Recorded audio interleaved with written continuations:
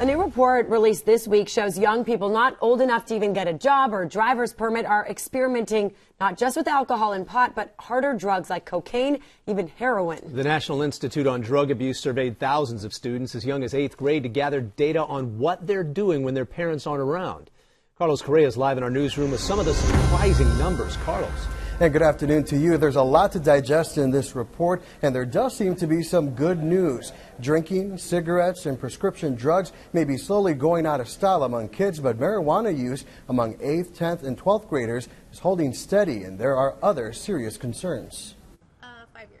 Taisha Paez helps run an after-school program in the North County, and lately the talk among the teens hasn't been about school or homework. Instead, they're having open dialogue on drugs. The conversation just starts with them being very open about them drinking or their marijuana usage. For the first time since the 70s, when the National Institute on Drug Abuse started these surveys, more 12th graders are smoking pot than cigarettes. I think the change has been a lot of social media, their influence about what they see on their social media, celebrities drinking, the movies that they watch where alcohol is more of a social thing and they do it to have fun. Researchers found kids as young as 13 are being exposed to cocaine and even heroin, but those numbers are lower than they've ever been in the survey's history.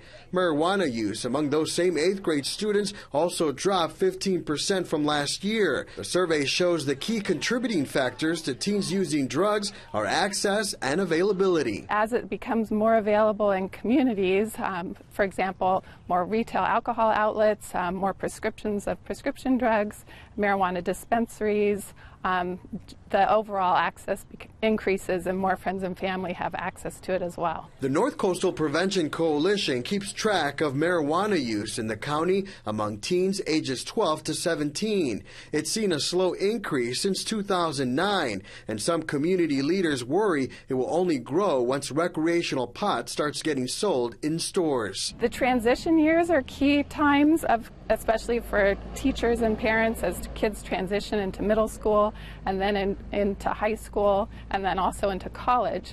Those transition years and as youth get older, the use rates tend to increase. Now, one of the things the coalition does countywide to encourage youth not to use marijuana and other drugs is an art and video contest. Middle and high school students develop messages to keep fellow students from using drugs. The deadline for students to submit their work is March 31st. Winners can walk away with cash prizes of up to $250. Live in the newsroom, Correa, CW6 News.